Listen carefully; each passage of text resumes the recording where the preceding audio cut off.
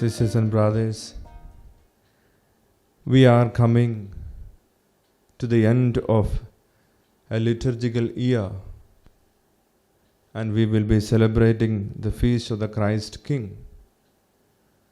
Then we will enter into another liturgical year, which marks the end of a liturgical year and a beginning of another liturgical year. And also, in a month's time, we will also complete the year 2023. So since we are at the close of these 2 years, one is of liturgical year and also 2023, today I want you to invite your attention. How did we spend our time in the last 1 year? Were it the liturgical year and our practices of piety and our observations of faith, and also the time that we spent during the year, how fruitful it was. Many times the time is in our hand, we just live. We never look back and see how I spent my time, whether it was fruitful or whether I made it fruitful. Some people, though the situations are not favorable, situations are not okay, the time is not okay, but still they make it favorable and happy and fruitful. In connection with this, I have a small incident which I wanted to share with you, through which I want your attention to be drawn to this fact, how we can make our time fruitful. It is very important that we are at the end of an year. At least some of us may not have been successful in making use of the time or making it fruitful. At least in the coming years, we should be able to do it so. It is said that there was a young man called, his name is Henry Potter. He was working in a bank in Texas in US. One day it so happened, there was a system in the bank that those customers who want to take any amount of money from the bank, they could come to the bank, they could count and take the money whichever they want, of course the account holders. Then they have to enter their full details on the register which is kept at the bank. And this guy was in charge of monitoring how people take care of the fund, whether they really count it properly or whether they will enter their names and the details. And it went on and on and on. That is how the bank used to function. And one day his superiors came for an internal auditing. And the internal auditing, it was found that there is a less of $3,000 US. And of course, since he was in charge of monitoring people counting the money and registering their name in the register, he was accused for that missing of that $3,000. He tried to tell his superiors that he is innocent, and he tried to explain them that he was taking care of his responsibility very well. But it was not enough to convince the superiors, because he is supposed to take care of this money and there should not be any loss in the money of the bank. And finally a case was filed against him by the bank, and he was trialed in the court, and the court punished him with an imprisonment and he was sent to the jail. He was so depressed and so frustrated and so angry. And he thought, what kind of life that's mine? Why should I live like this? I am a thief now. I have been branded as a thief and I have not taken a single pie from this bank. Or whether I didn't even favor someone to take the money of the bank. But nobody understood my innocence, and finally I am in the jail. So in the initial days, he used to be very depressed, very sad and very grumpy and unhappy and was cursing himself, cursing about that job, whatever. He could not find any happiness in that. As the days went, he asked the jailers that he wants some set of papers, white paper and couple of pens. Then he started writing. It started with small stories. Then he started writing big stories. Then slowly, with the help of the jail superintendent and others, some of his stories started appearing in the magazines in the States. Then slowly it started appearing in many magazines. And there were many readers, and people used to happily wait for his next story to come in the magazines. It was something which encouraged him to write more and more. He found his time writing down throughout the day and night. He was so happy writing new stories and making people happy reading his stories.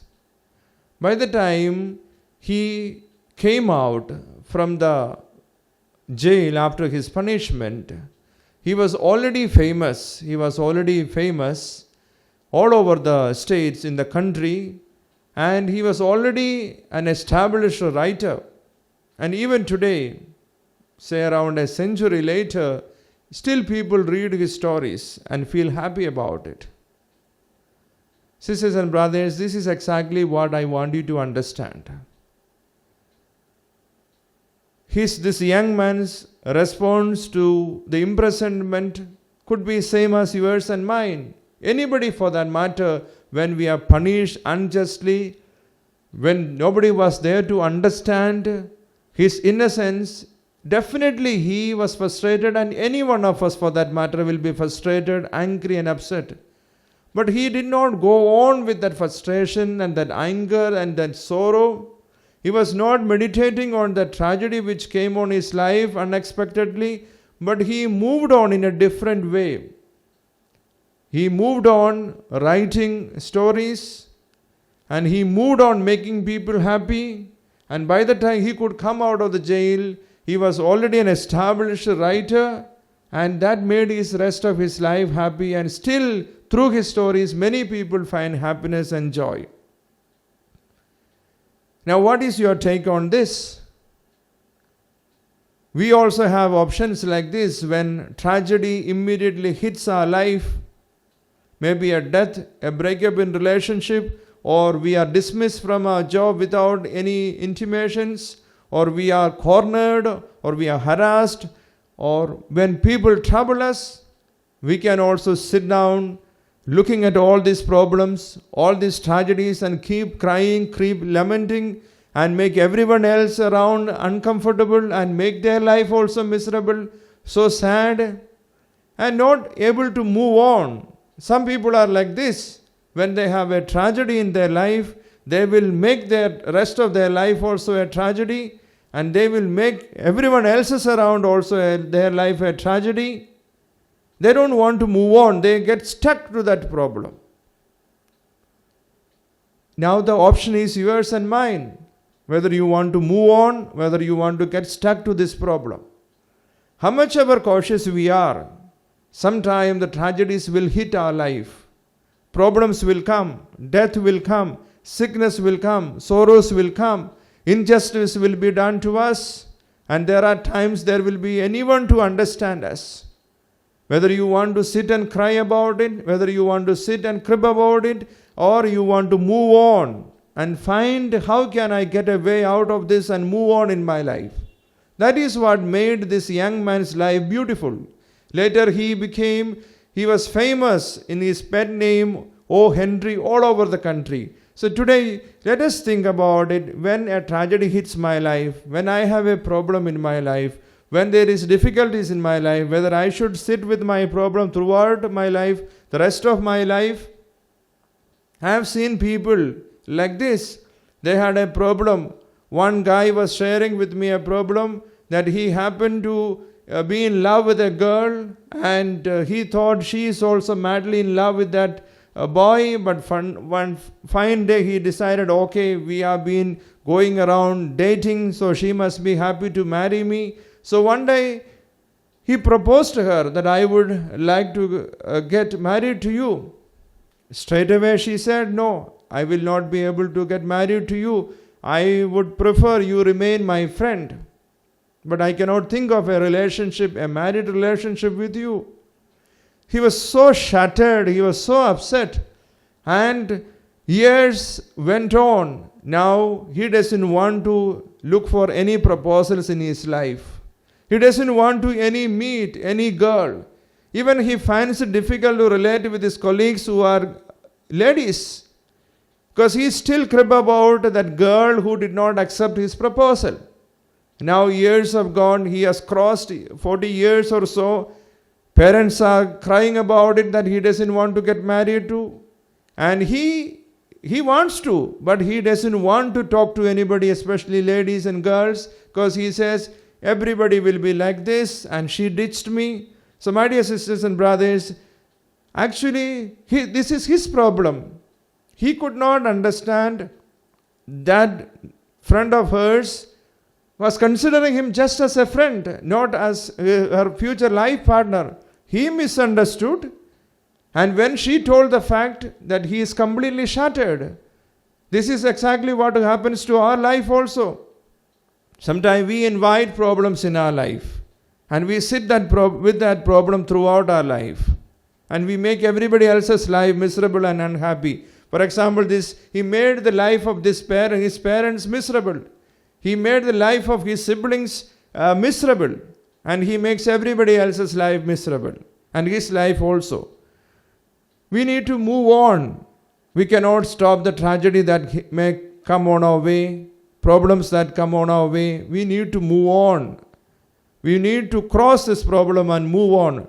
I give you a beautiful example. I was talking about this young man who made his time beautiful in the jail and made rest of his life beautiful as he came out of the jail. We have St. Paul. He has written a number of letters, epistles.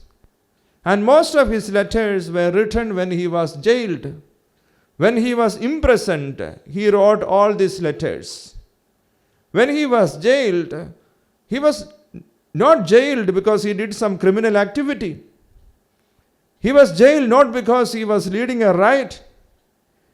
He was jailed not because he did some antisocial activities.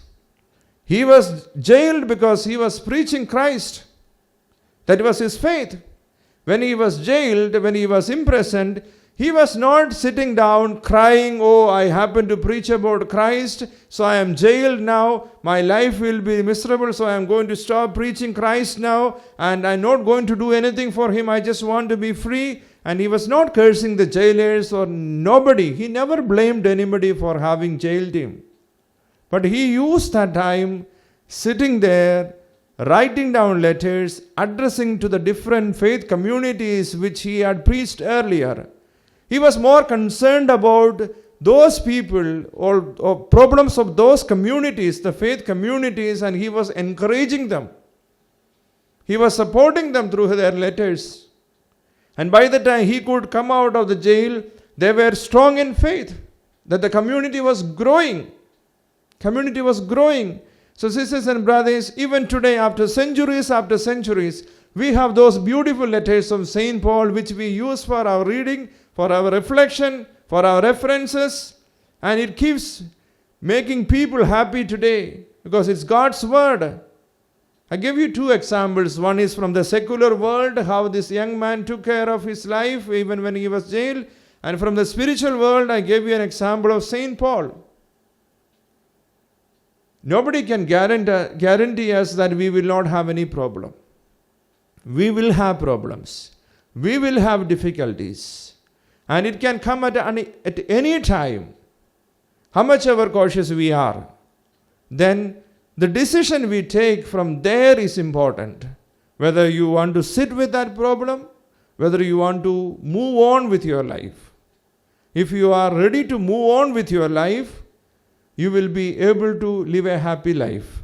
So as we are coming closer to the end of this liturgical year and the end of this year 2023, let us introspect ourselves. How did I spend this year whether I made it fruitful, whether I just wasted this year. You may have had beautiful things to remember in this year. You may also have had very tragic, sorrowful, painful events, painful memories that came on your way. How did you deal with this? And how did you move? Whether you move or whether you were stuck or still stuck. And are you going to do the same practice in the coming years also?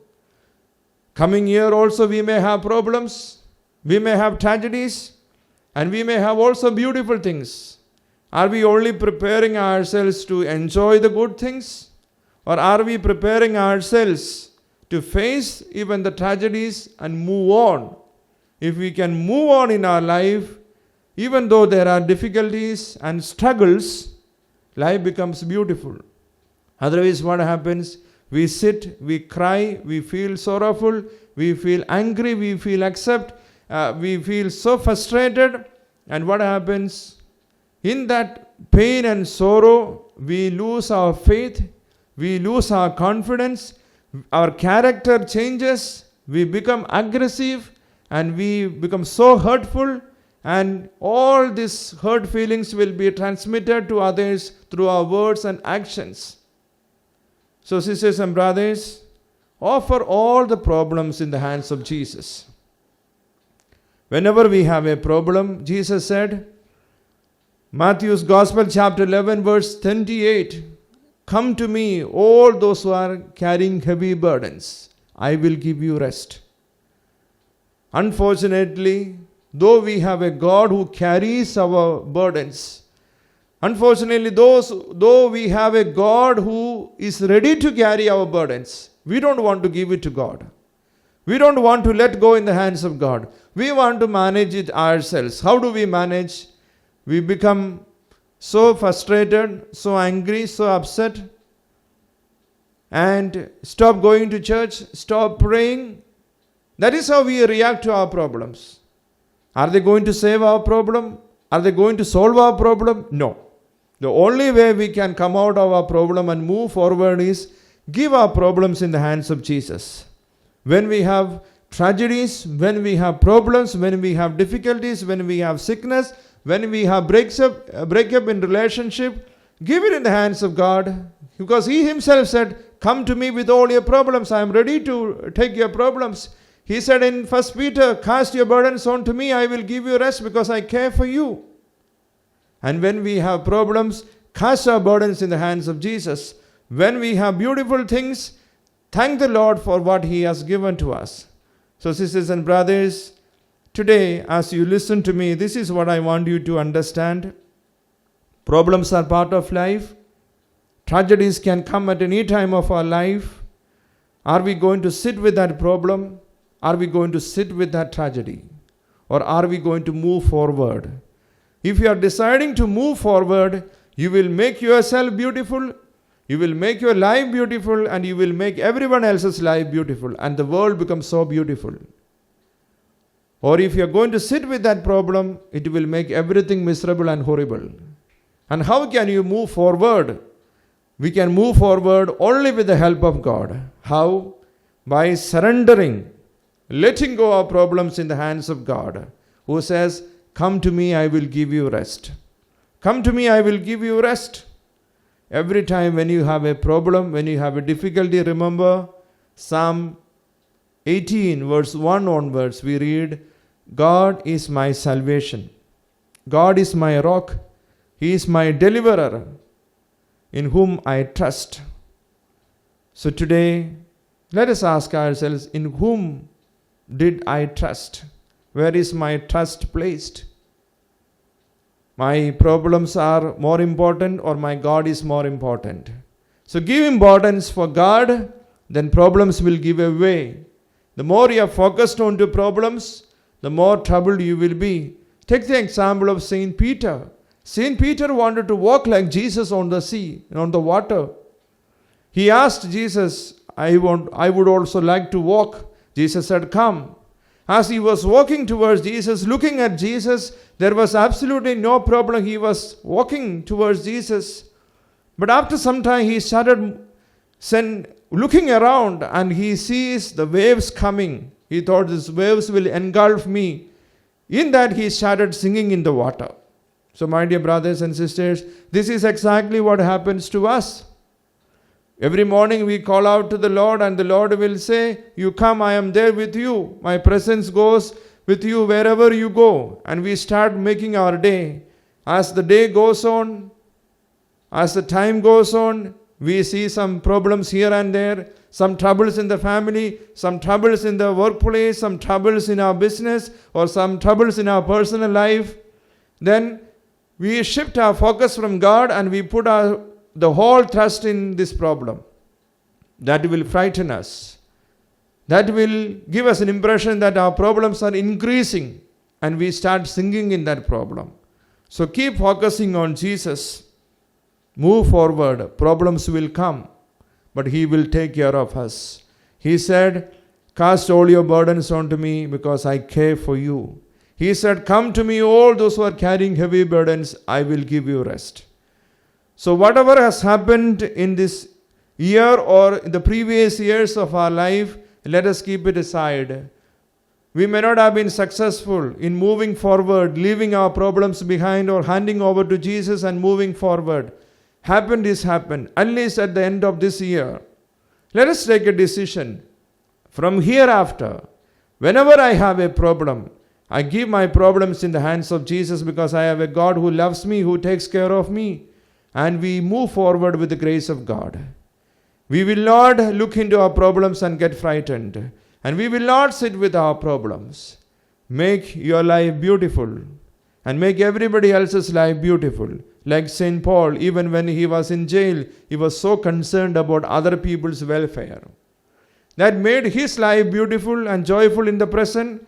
And the letters that he sends out made everyone else's life beautiful. So when you have a problem, do you have a good message to send it across to your loved one, to your friends, to your family, to the people outside, to make them happy, to keep them going? That is what the Lord is expecting from you and I. So when we have a problem, don't sit with the problem. Learn something good out of this problem. Make yourself happy and send out good message of hope, good message of faith, good message of trust in God, and make your life happy and make everybody happy. So we pause for a while and we introspect ourselves and say sorry to the Lord for the times that we have failed to handing over our problems to Jesus, though His invitations were open. For the times that we have wasted our life worrying about our problems, sitting with our problems, we ask the Lord pardon and forgiveness. Today we ask the Lord, Lord, give me the grace and courage that whenever I have a problem, I give it to you, my problems, because you take care of my problems. And with His grace and help, we move forward. Whenever we have problem, we ask the Lord the grace. Lord, even in this midst of this problem, let me find happiness. Like St. Paul, let me send out messages of hope, messages of happiness, messages of joy and faith to everyone around. Make yourself happy and make everyone happy. The rest of your life will be happy. In the name of the Father, and of the Son, and of the Holy Spirit. Amen. May God bless you all.